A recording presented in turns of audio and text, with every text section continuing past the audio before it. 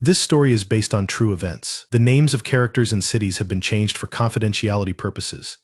The preschool sat tucked away on the outskirts of an idyllic suburban neighborhood in Orlando, Florida, its pastel-painted exterior blending seamlessly with the cheerful atmosphere of the community. It was a small private institution, catering to parents who wanted more attention and care for their children than larger public schools could offer. The building was surrounded by a well-manicured lawn dotted with bright plastic playground equipment, the swings and slides gleaming in the Florida sun. Inside, the air always carried the faint scent of crayons and disinfectant, mingling with the laughter and chatter of children. It was a place that exuded innocence and safety. But that facade was only surface deep. Mr. Daniel Harper had been a part of this world for almost 5 years. He was 30 years old, with an easy charm and a knack for storytelling that made him popular among the children and their parents. To them, he was a rare gem, a teacher who seemed to genuinely care about his work. He would sit cross-legged on the floor, surrounded by kids hanging onto his every word as he spun tales of imaginary lands and heroic adventures. He organized creative activities, going out of his way to make each child feel special. To the outside world, he was the kind of teacher every parent wanted for their child. But those who knew him better, or thought they did, sensed something just slightly off about him. Daniel was not one to socialize much outside of work. His colleagues occasionally invited him to gatherings, but he always declined with polite excuses, preferring to retreat to the small, sparsely furnished apartment he called home. While his friendly demeanor at work masked it well, there was a certain intensity to his personality or rigidity that emerged in small ways, like the way he kept his classroom immaculately organized or how he grew visibly irritated when the children failed to follow instructions precisely. The children never saw his temper. They saw only the mask he wore, the smiling, affable teacher who always had a clever joke or a kind word. But when he was alone, the mask slipped. Daniel spent his evenings poring over journals filled with his thoughts' dark, obsessive ramblings that revealed a growing resentment toward the world around him. He wrote about how messy and chaotic the children were, how their imperfections grated against his desire for control. He wrote about their parents, who he viewed as careless and unworthy of raising children. Slowly, these thoughts began to consume him. It was during this time that Daniel began to fixate on the idea of perfection. He believed he had a duty to impose order on the chaos of his world, to mold the children in his care into something better than the flawed creatures he saw them as. It started with small things, correcting the way they held their crayons, insisting they follow his instructions to the letter during group activities. But as time went on, his obsession deepened. He became increasingly frustrated when the children didn't meet his exacting standards, his forced smile tightening as he scolded them with a sharpness that left them wide-eyed and trembling. His colleagues noticed the change but dismissed it as burnout. It's a tough job, they told themselves. Daniel's probably just stressed. Parents occasionally mentioned that their children seemed more hesitant around Mr. Harper than before. But they brushed it off, convinced that someone as devoted as Daniel couldn't possibly be a problem. After all, he was always so polite during parent-teacher meetings, his tone measured, his smile reassuring. Behind closed doors, however, Daniel's frustration festered into something darker. His journals grew more alarming, filled with intricate diagrams of his classroom and lists of the children's perceived flaws. He began fantasizing about ways to assert complete control, though these thoughts were still buried under layers of self-loathing and denial. He convinced himself that he was doing it all for their benefit, that his anger stemmed from love, not hatred. In his apartment, he began collecting objects from the school, items he claimed were for classroom improvement projects. These ranged from ordinary supplies like scissors and glue to more unusual things: a length of rope, a hammer from the school's maintenance closet. He told himself these items were harmless, tools for his work, even as his mind wove darker purposes for them. The preschool remained blissfully unaware of the storm brewing within Daniel. To the children, he was still Mr. Harper, the fun teacher who told the best stories. To the parents, he was a dedicated professional. But beneath that veneer, Daniel's world was unraveling. His journals became more erratic, filled with scribbles and dark imagery that hinted at the depths of his despair. He began to sleep less, his mind racing with plans he couldn't quite articulate but felt powerless to resist. On the surface, everything seemed normal. The preschool bustled with life, the children laughing and playing as they always did. Parents dropped them off each morning with cheerful goodbyes, secure in the knowledge that their little ones were safe and cared for. But in the shadows of that bright, cheerful environment, Daniel Harper was spiraling into an abyss of his own making. He began to resent the very things that had once brought him joy. The children's laughter, once a source of pride, now grated on his nerves. Their messy drawings, once a testament to their creativity, now seemed like symbols of the chaos he couldn't control. He stopped engaging with his colleagues entirely, retreating further into his own mind, where his thoughts grew darker by the day. The Florida heat pressed down relentlessly during those summer months, the humidity thick and suffocating, mirroring the oppressive weight of Daniel's deteriorating sanity. The playground, once a lively haven of joy, seemed quieter somehow, the children's shouts muted against the heavy air. No one noticed the shift, not really, because it was gradual, too subtle to raise alarms. Daniel's plans began to crystallize in his mind. He started arriving at the preschool earlier than usual, staying later under the pretense of preparing lessons.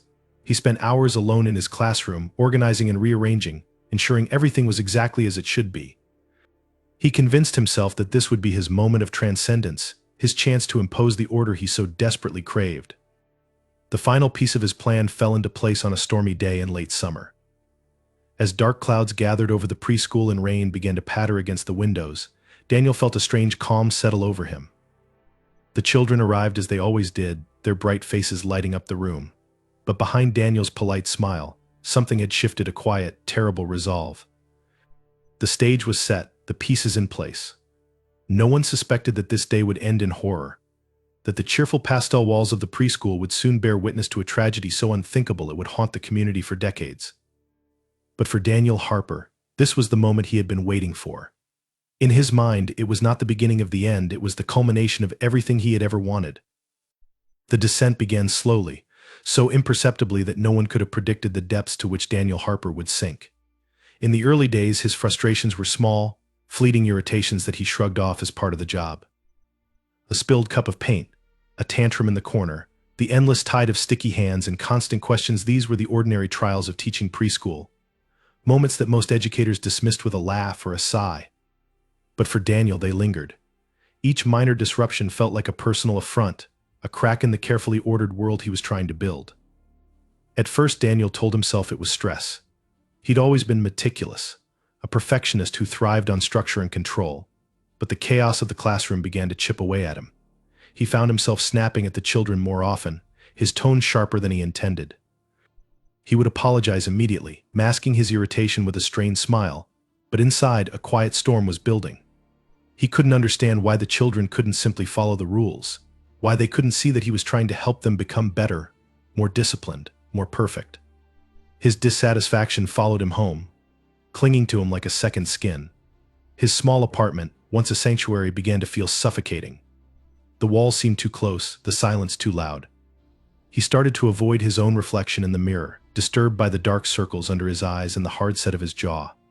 He spent hours staring at the stacks of papers on his desk, lesson plans, art projects, behavioral reports, unable to focus, his mind circling the same bitter thoughts. His journal became his only outlet, a place where he poured out the anger and frustration he couldn't show to the world. At first, the entries were simple vents about his day, the children's messiness, the parents' indifference, the lack of respect he felt from everyone around him. But as the weeks turned into months, the tone of his writing shifted. His words grew darker, more obsessive, filled with harsh judgments and impossible standards. He began categorizing the children by their flaws, listing their weaknesses in meticulous detail. One was too loud, another too clumsy, another too defiant. He saw their imperfections everywhere, each one a reminder of how little control he truly had. The anger in his journal spilled over into his daily life. Daniel started avoiding his colleagues, retreating into his classroom during lunch breaks and after school hours. When he did interact with them, his responses were clipped and mechanical, his once friendly demeanor replaced by a cold efficiency. His coworkers noticed the change but attributed it to burnout. He's just tired, they told each other. The job's hard on everyone. But it wasn't just fatigue. At night, when Daniel lay awake in his narrow bed, staring at the cracks in the ceiling, his thoughts began to shift. He started to imagine a world where he could eliminate the chaos, where he could impose order and perfection on the children he was tasked with teaching.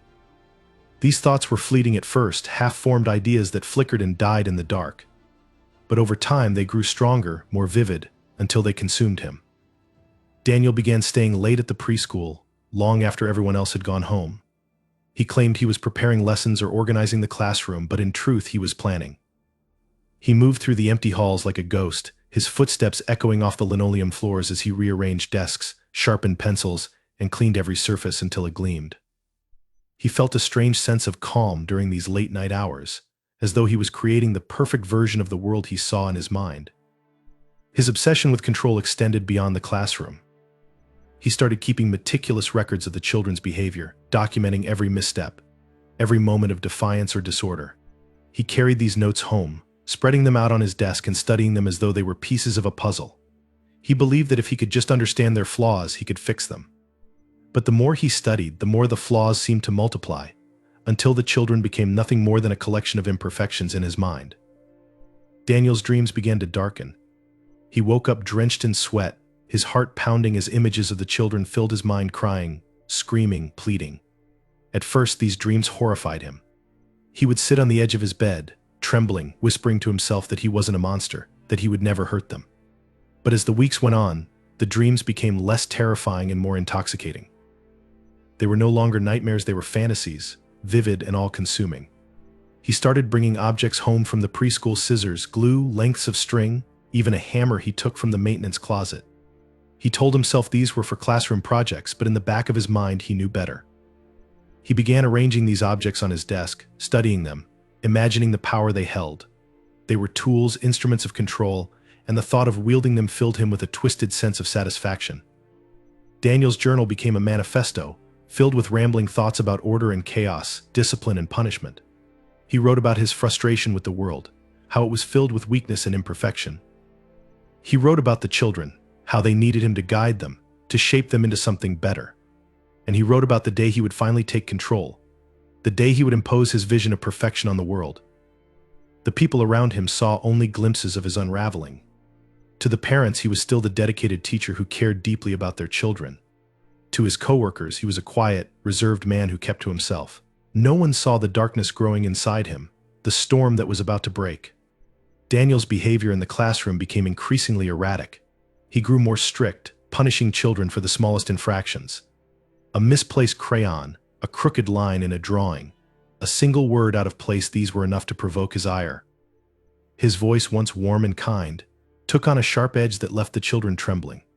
Some of them began to fear him, their trust in him eroding with every harsh word, every moment of unearned punishment. But Daniel didn't see their fear as a problem.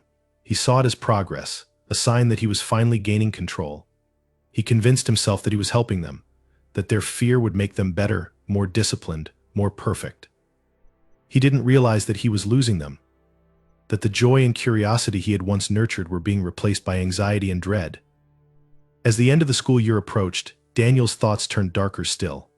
He began to see the children not as individuals but as obstacles, barriers standing between him and the perfection he craved. He fantasized about removing those barriers, about creating a world where he was the sole arbiter of order and chaos.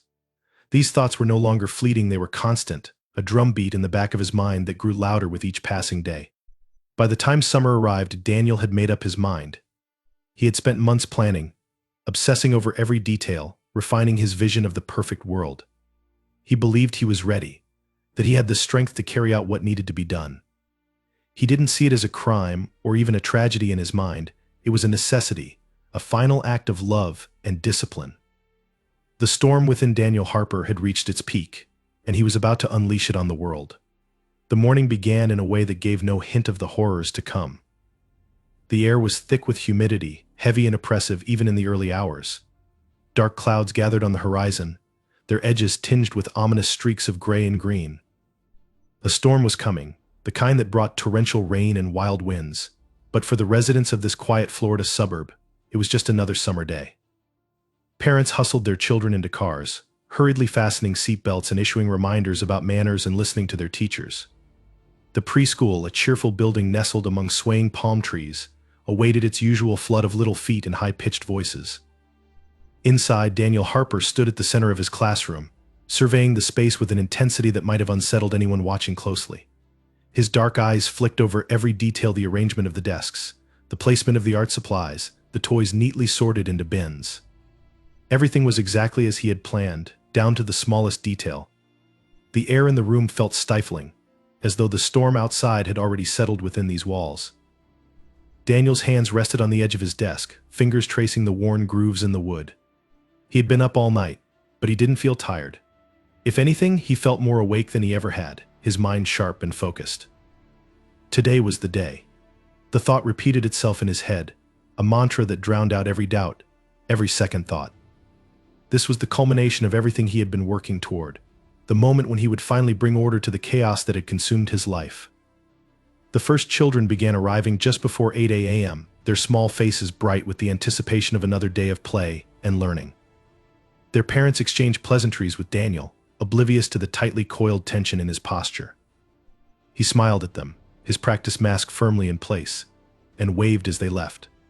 The children scattered into the room, their laughter and chatter filling the space with a dissonant energy that grated against Daniel's nerves. He clenched his fists behind his back, forcing himself to remain calm. By 8:30, all 12 children were present, their backpacks lined up neatly against the wall. The storm outside had begun to roll in, fat drops of rain splattering against the windows and casting rippling shadows across the floor. The children seemed fascinated by the weather, pressing their noses to the glass to watch the rain fall. Daniel allowed it for a moment, his lips curling into a tight smile as he observed them.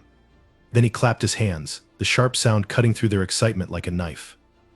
They turned toward him, their attention shifting in an instant. Daniel's heart pounded in his chest, the anticipation nearly unbearable.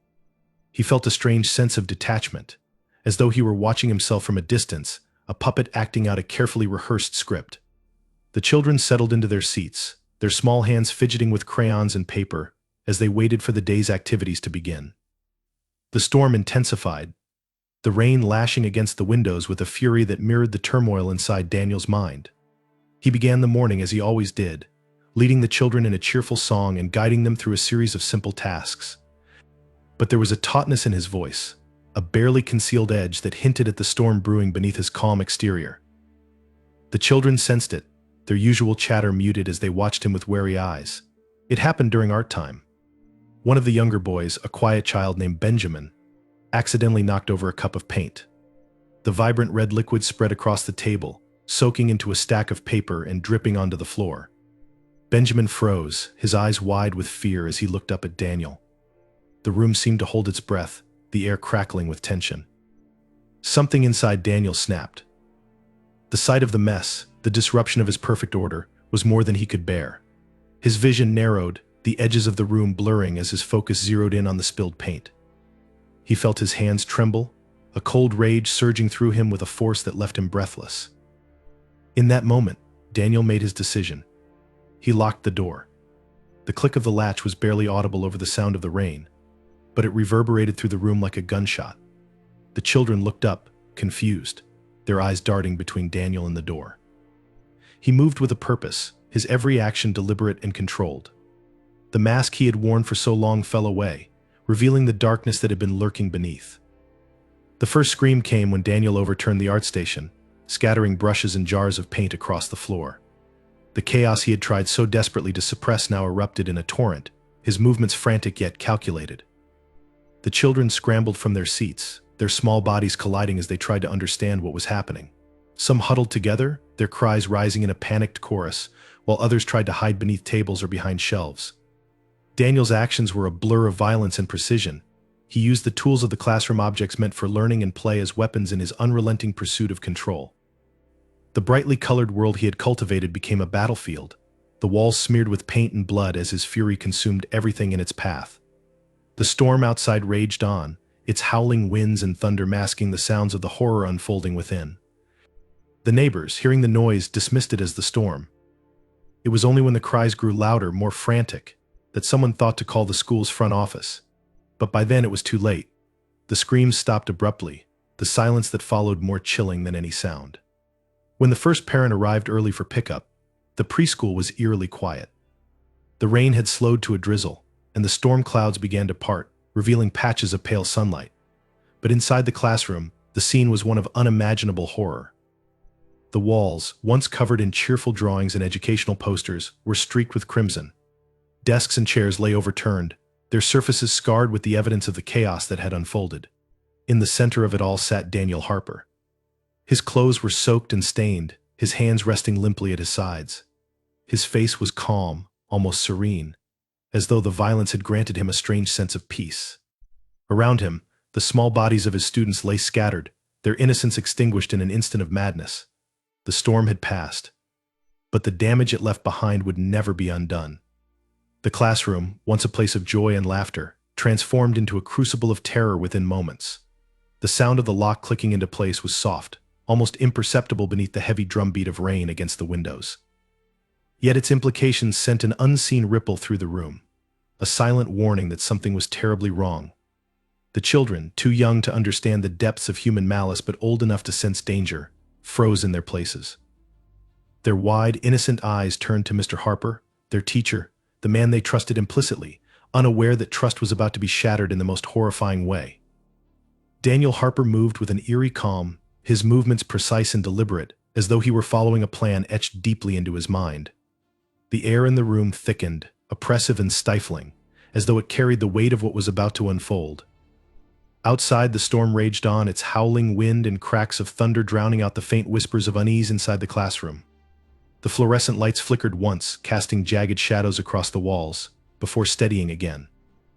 The children huddled closer together, their small bodies instinctively seeking comfort and proximity. The room, their familiar and safe haven, now felt alien and foreboding. The bright colors of the rugs and posters, the cheerful faces of cartoon animals on the walls, seemed grotesque under the circumstances. Every element of the environment, crafted to nurture and inspire, had taken on a sinister cast, twisted by the darkness emanating from Daniel. The first act of violence came without warning. A desk overturned, its legs crashing against the floor in a violent clatter that made the children flinch and shriek. It wasn't the act itself that was most chilling, but the expression on Daniel's face as he did it, cold, unfeeling, as if he were simply executing a necessary step in a ritual only he understood.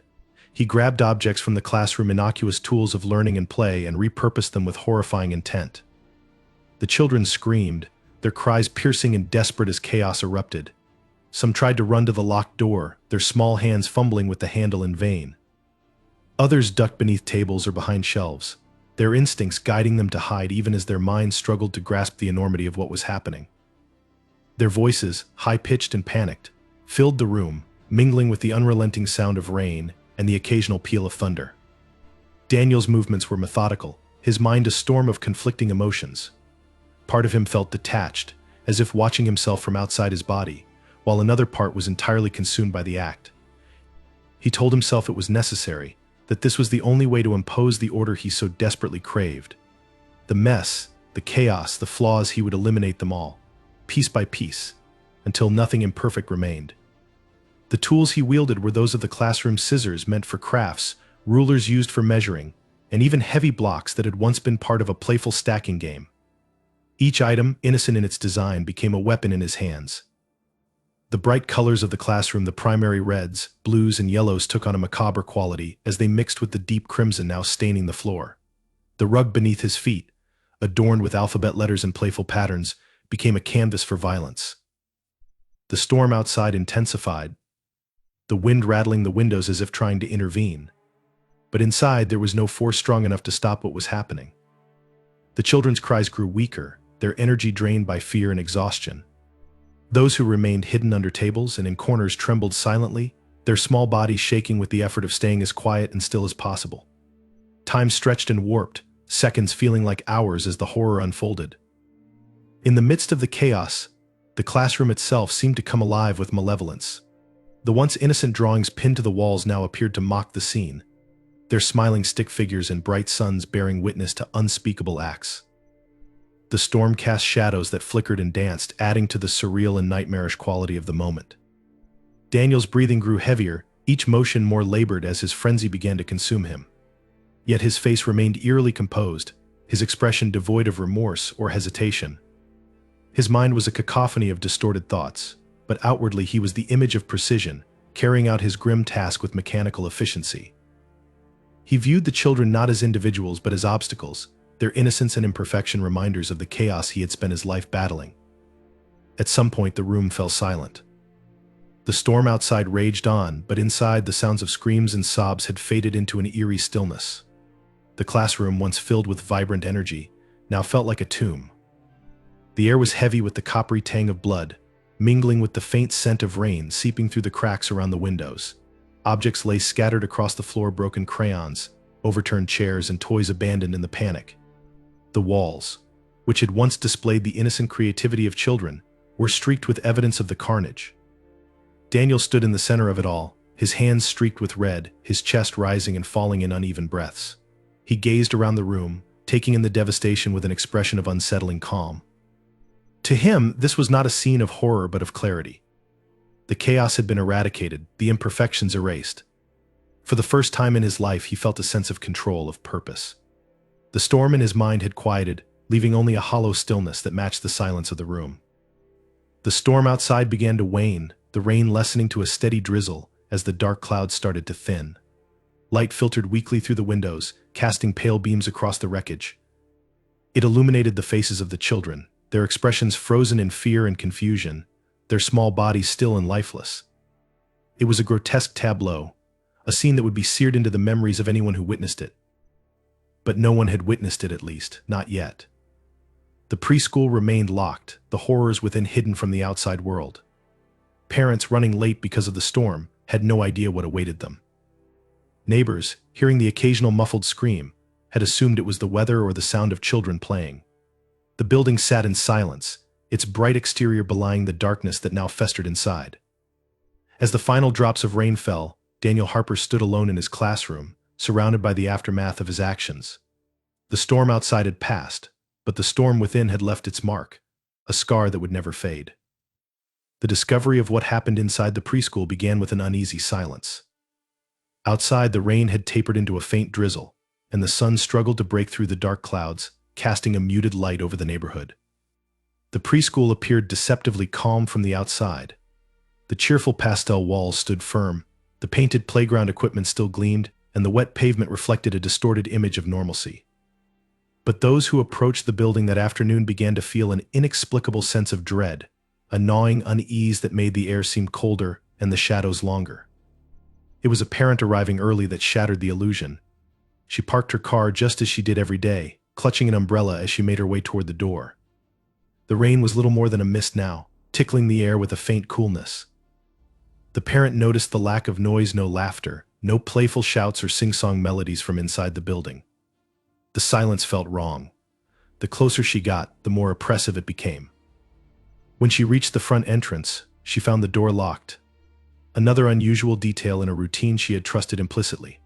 She knocked lightly, then more insistently. Still no response. Peering through the small window in the door, she could only see a sliver of the reception area. Papers lay scattered on the desk, but there was no sign of the usual receptionist or any other staff. Her pulse quickened as she tried the door again, jiggling the handle and calling out. The muffled echo of her voice was swallowed by the stillness of the building. Something was wrong, terribly, undeniably wrong. She fumbled for her phone, her hands trembling as she dialed the school office. The line rang unanswered. Her unease turned to panic, and she immediately called 911. When the first police officers arrived, they approached cautiously, their instincts telling them they were walking into something far worse than a routine welfare check. The officers banged on the door, their authoritative shouts cutting through the silence. Still, there was no answer. One officer peered through the windows, shining his flashlight into the darkened interior.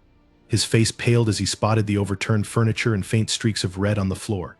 Without hesitation, they forced the door open.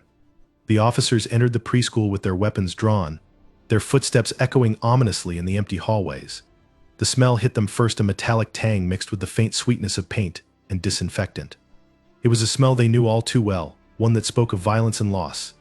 They moved methodically, their boots crunching over broken crayons and scattered papers as they advanced deeper into the building. The first classroom they entered was a scene out of a nightmare.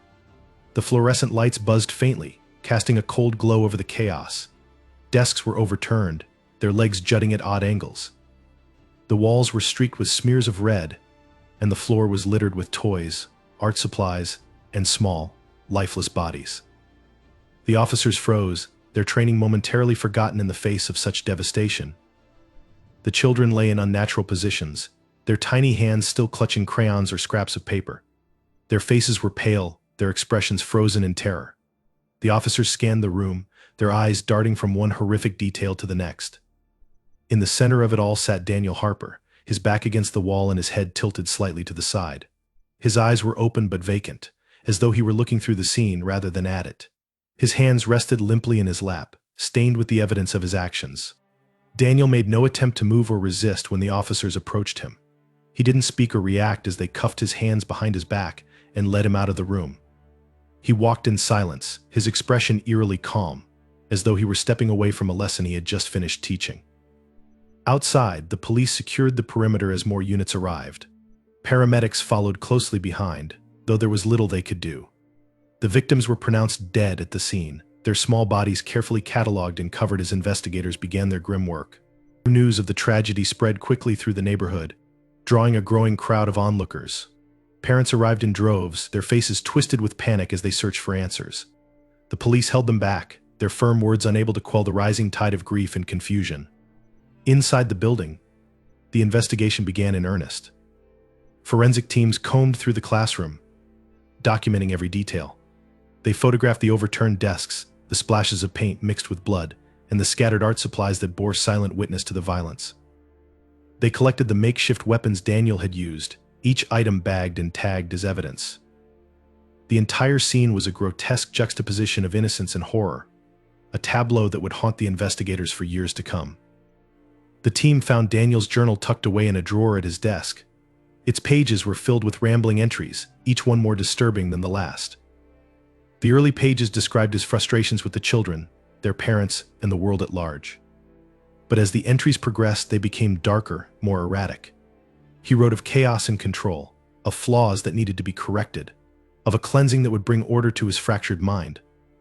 The final entry was dated the night before the massacre, its scrawled handwriting barely legible. It read, "Simply tomorrow, perfection will be achieved."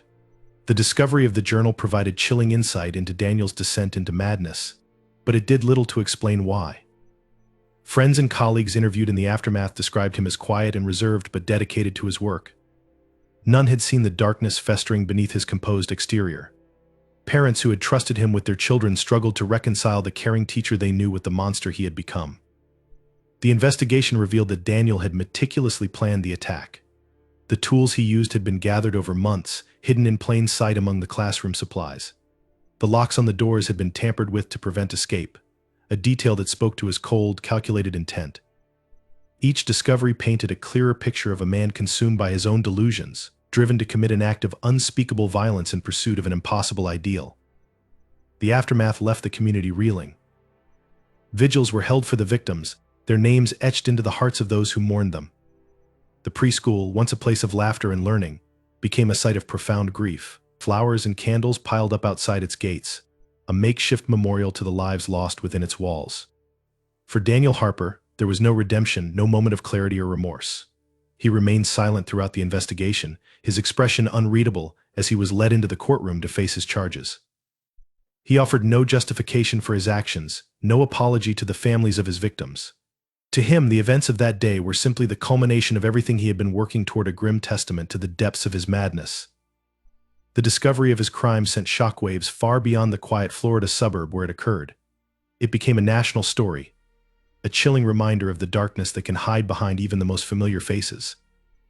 The investigation uncovered every detail, piecing together a timeline of Daniel's descent into violence, but no answer could fully explain the why. It was a question that would linger unanswered in the minds of everyone touched by the tragedy. The aftermath of the preschool massacre left an indelible scar on the small Florida community. The cheerful facade of the preschool, once a beacon of safety and innocence, became a grim symbol of shattered trust and unimaginable violence. For weeks after the incident, the building stood eerily silent, its doors locked and its windows covered. The playground, once alive with the sounds of children laughing and playing, became a graveyard of memories. Swings hung motionless in the humid air, and slides glistened with rainwater that seemed to weep for the lives lost. The community grappled with the enormity of what had occurred. Parents who had entrusted their children to the care of Daniel Harper now found themselves questioning every decision, every sign they might have missed. They combed through their memories, desperate for clues that might have hinted at the darkness hiding beneath his polished exterior. How had they not seen it? How had they let this man into their lives, into the hearts of their children? The weight of their guilt was suffocating, a relentless tide that offered no solace. For the families of the victims, grief was a labyrinth with no exit. Bedrooms filled with toys and clothes became shrines to lives that had barely begun. Photos on refrigerators, drawings pinned to corkboards, and scrawled handwriting in storybooks now carried a haunting weight. The emptiness was deafening, an ache that resonated through their homes, a constant reminder of the laughter that would never return. Counselors were brought in to help the grieving families, but no words could heal wounds so deep. The loss was total, a void that could never be filled. The preschool itself was declared a crime scene for weeks as investigators meticulously documented every inch of the space. When the investigation concluded, the building was left abandoned, its bright paint fading under the relentless Florida sun. Vines began to creep up the walls, nature reclaiming the space as if trying to erase the horrors that had unfolded within. Despite offers from developers to repurpose the land, no one in the community could bring themselves to step foot inside. The building became a local legend, a ghostly reminder of the innocence lost that day. National attention descended on the town like a storm, amplifying the tragedy for a wider audience. The media coverage was relentless, filling the airwaves with images of smiling children, distraught parents, and grim-faced investigators. News vans parked along the streets, their satellite dishes pointed skyward as reporters delivered somber updates. Pundits dissected the events with clinical detachment, debating what had gone wrong and who was to blame. For the residents of the town, the intrusion only deepened their wounds. Their grief became a spectacle, their pain reduced to sound bites and headlines. In the wake of the tragedy, questions of accountability and prevention consumed the public discourse. How had Daniel Harper passed the background checks required for his position? Could the preschool's administration have done more to recognize the signs of his unraveling? Parents demanded answers, attending town hall meetings with fiery determination. Investigations were launched, exposing gaps in the hiring process and the lack of psychological evaluations for educators. Lawsuits were filed against the preschool, the school district, and even the state, seeking justice for the children who had been failed so profoundly. The massacre ignited a nationwide conversation about the mental health of educators. Politicians called for stricter screening processes, arguing that Daniel Harper's journal entries and erratic behavior should have raised red flags long before the tragedy. Funding was allocated for mandatory mental health evaluations, though critics argued that it was too little, too late. Advocacy groups emerged, pushing for more comprehensive support systems for teachers to prevent such horrors from happening again. The legacy of the massacre extended far beyond Florida, reshaping policies across the country. For the surviving children, those too young to fully comprehend the events they had witnessed, the trauma lingered in invisible ways. The few who had been spared, either by circumstance or by being absent that day, carried a survivor's guilt that would haunt them for years. Therapy became a constant part of their lives, their minds grappling with memories too heavy for their small shoulders to bear. Nightmares plagued them, images of overturned desks and blood-stained walls replaying in their sleep. Their innocence had been stolen, leaving behind a raw vulnerability that would shape their futures. Daniel Harper, the man at the center of it all, became a symbol of unimaginable cruelty and broken trust. His trial was a grim spectacle, a public reckoning that drew attention from across the nation. In court, he remained stoic, his expression unreadable as witness after witness recounted the horrors he had inflicted. The journal found in his desk became a focal point of the prosecution's case, its chilling contents laying bare the depths of his delusion. The jury deliberated for only a few hours before delivering a guilty verdict on all counts. Daniel Harper was sentenced to life in prison without the possibility of parole, a punishment many deemed too lenient for the magnitude of his crimes. Yet even in prison, Daniel cast a shadow over the lives of those he had devastated. His name became a bitter curse in the mouths of grieving parents, a dark stain that could never be erased. The families of the victims found no closure in his conviction, no justice that could match the loss they had endured. They clung to each other, finding solace in shared pain, but knowing that the void left by their children would never be filled. Over time, the town began to rebuild, though the scars of the massacre remained. The preschool was eventually demolished, the land left vacant as a silent memorial to the lives lost. A plaque was placed at the site, its inscription simple but heartbreaking in memory of the 12 children whose laughter once filled this place. May we never forget. The community gathered there on anniversaries, lighting candles and laying flowers, their collective grief a testament to the impact of the tragedy. As the years passed, the story of the massacre became a cautionary tale, a chilling reminder of the darkness that can lurk in the most unexpected places. It was taught in criminal justice courses, dissected in psychological studies, and whispered about in the town that had borne its weight. But for those who had lived through it, The massacre was not a story, it was a wound, a pain that never fully healed. The legacy of the preschool massacre was one of heartbreak and hard lessons. It reshaped policies, altered lives, and left an indelible mark on the community. Yet for all the changes it brought, it could not undo the damage, could not bring back the children who had been taken too soon. Their names lived on in memorials, and in the hearts of those who loved them, a reminder of the fragility of innocence and the profound cost of ignoring the darkness within.